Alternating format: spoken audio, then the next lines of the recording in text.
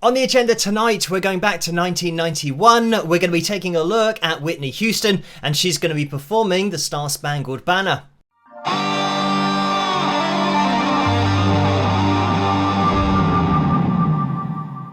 Hello, Phil here from Wings of Pegasus, and welcome to another analysis video. If you enjoyed this video, please give it a thumbs up and subscribe.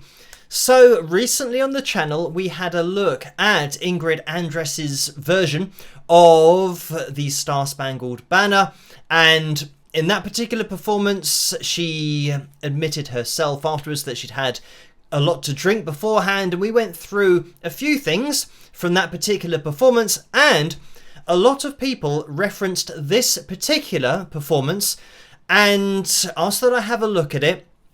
And it does bring up some interesting questions, because in that previous analysis video on Ingrid, I do mention there that she's fully live. So now we get to this performance, and even underneath this video on YouTube, I can see that people have commented saying who's coming here after the Ingrid Andress performance, you know, just to cleanse their ears, all that kind of stuff. And I think a lot of the population, certainly over in the USA, but probably around the world, don't realise that this wasn't a live vocal.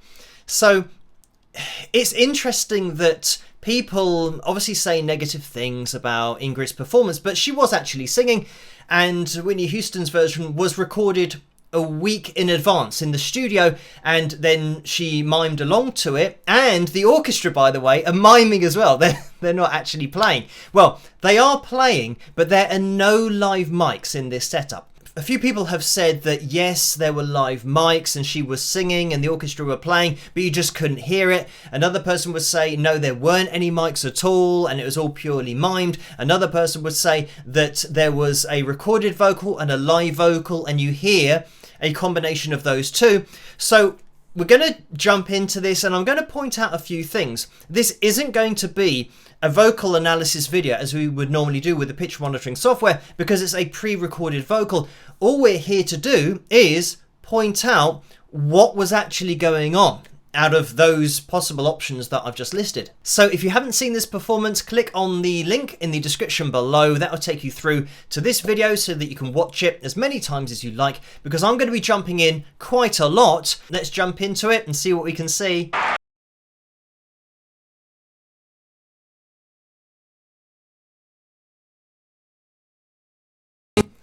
And immediately you can tell that in the background here, trying to mime and do all of the correct things timing wise with a backing track is going to be really difficult. So you can tell how, when the violinists start, certainly, that they are behind, and obviously they've got to kind of catch up to where they should be. Now, when we're looking at Whitney Houston and her singing, now that we can appreciate that it's mimed, have a look at what a great job she does. And I'm sure this is why people might not spot it and might not understand what we're watching. And just to mention as well that we get obviously a lot of shots that are on Whitney and are looking around the crowd and looking at flags, all that kind of stuff. So when we're at this distance, obviously, you know, she knows how she recorded it. And I will say that I think she is singing, that she is at least making the noise with her voice, because you can see that, you know, there's a little bit of not tension, but the exhalation of air, but also the holding of the air behind the vocal cords, all that kind of stuff. You can see in the neck that something's going on, which helps to make it look a lot more authentic.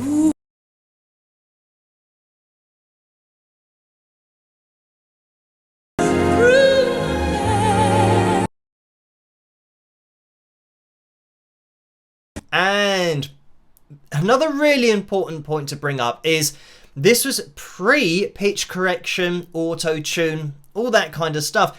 And you could hear that she went a little bit sharp there, but this is another thing that's going to sell the authenticity of it, because the vocal hasn't been overproduced. And I'm sure that Whitney probably did this in one take or maybe two takes, but the bits that are ever so slightly pitchy are still in there. You know, not that, you know, it's to the level where you'd think, oh, that was totally out of tune. I'm just saying about being slightly sharp and slightly flat. Now, this is where we've got the problem, Because if you're used to watching lots of performances, as I am, because we're so close here, you can see that we've got some timing issues of Whitney trying to get the words in exactly the same place as she did when she performed it in the studio. Right, okay, so what I'm going to do now is I'm going to take it back and we're just going to watch this carefully. And what I'm going to do is take it down to 0.25. So it's going a quarter of the speed that it normally would, so that we can spot where the timing's slightly off.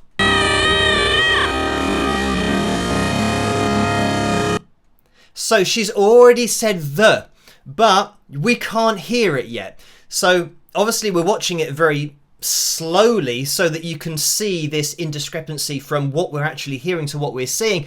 And you're only going to notice this if you are this close in, and probably if you're slowing it down this much. You'll probably notice it if you do watch a lot of live performances and you're used to picking out kind of lip syncing or miming. So we'll let it play on a little bit more, even though, yeah, because it's so slow, it sounds weird. And we've just gone the bombs, and there's no way that you can sing B and the sound comes out after you do the B. It's absolutely impossible. So now we're going to take a look at a few quotes from some people that were involved with the event and on the music side.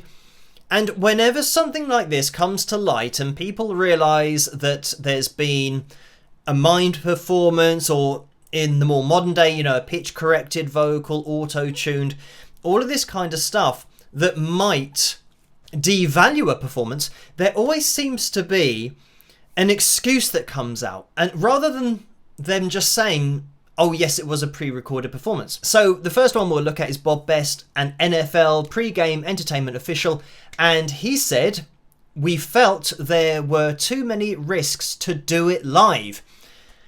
So, I mean, for me, if you're doing a live performance, I don't know what the risks would be, because it wasn't raining. I couldn't see that raining anywhere, and there weren't any lightning storms, anything like that. So I don't know whether he's talking musically that Whitney might not have been able to hit the notes properly, or somebody might play something wrong in the orchestra. Yeah, I don't know what the risks would be, because there've certainly been performances at, you know, the Super Bowl that I've seen that have been huge in terms of the event, and it is still all live. I mean, Prince's performance comes to mind where it was raining, and you'd think, well, if there were any performance that you would pre-record and do a miming performance too because of safety concerns, then that would have been the one. But Prince just got up there and performed his whole set that he did. So just to finish off, it was recorded several days before the game at an LA studio,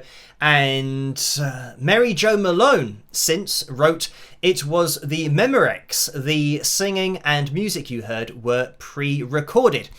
So we're now going to move into, if I just scroll down, Dan Flores, a spokesman for Houston, explained, "This is not a Milli Vanilli thing. She sang, but the microphone was turned off.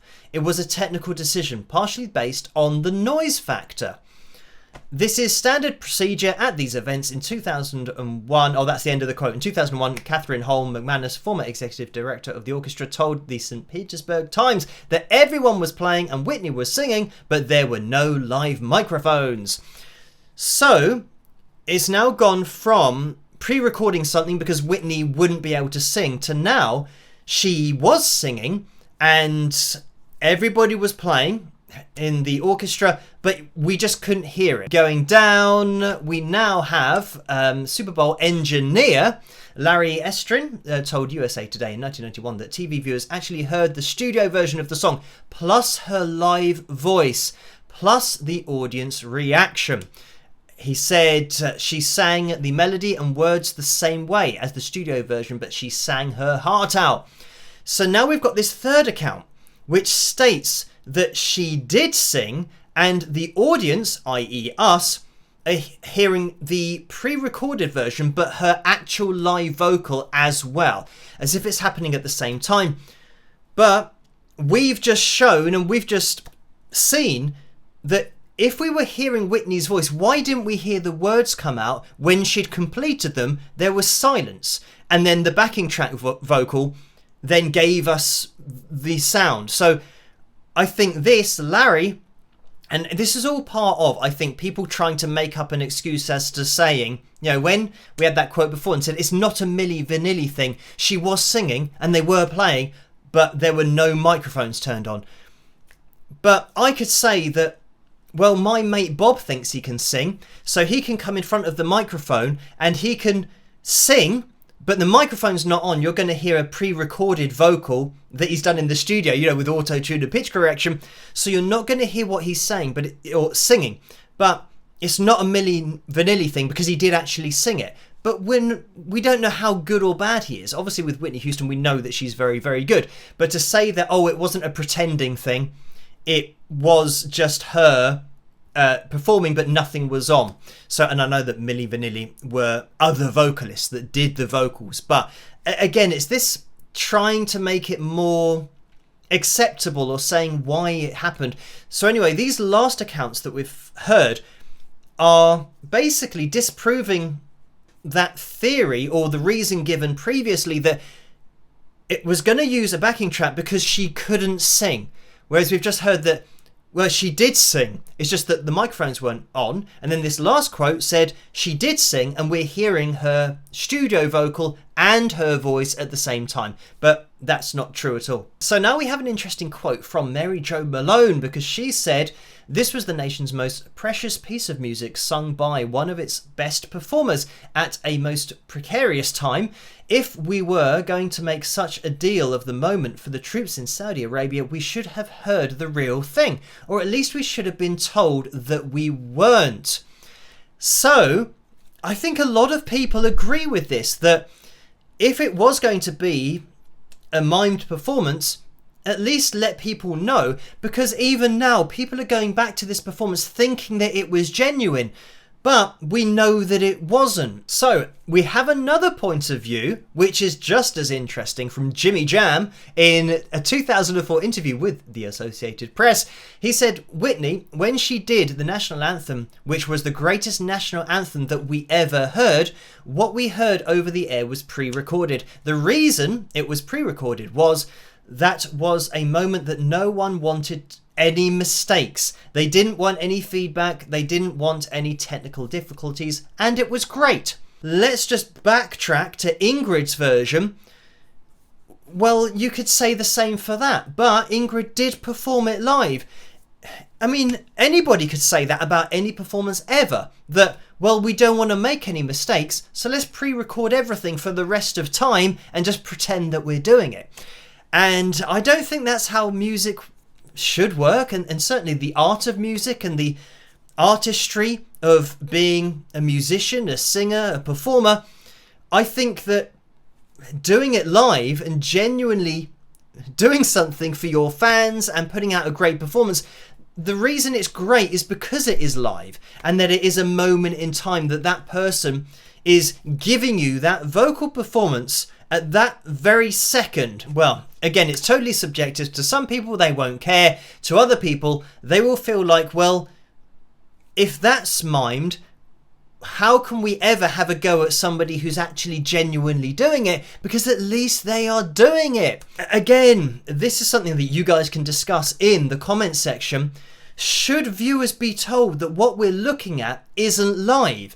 It's pre-recorded because they don't want to mess anything up. So I think it's fair to say that whenever you tune in to a live performance and something that is shown on TV, you assume that what you're watching, and it doesn't matter what the event is, how big or small the event is, if it is a live event, I think people assume that what you're hearing, if it's a musical performance, is live, and not live in the sense that the people are actually alive, but they're not doing what you're hearing. You know, it's all mimed, whether it's miming playing instruments or miming singing.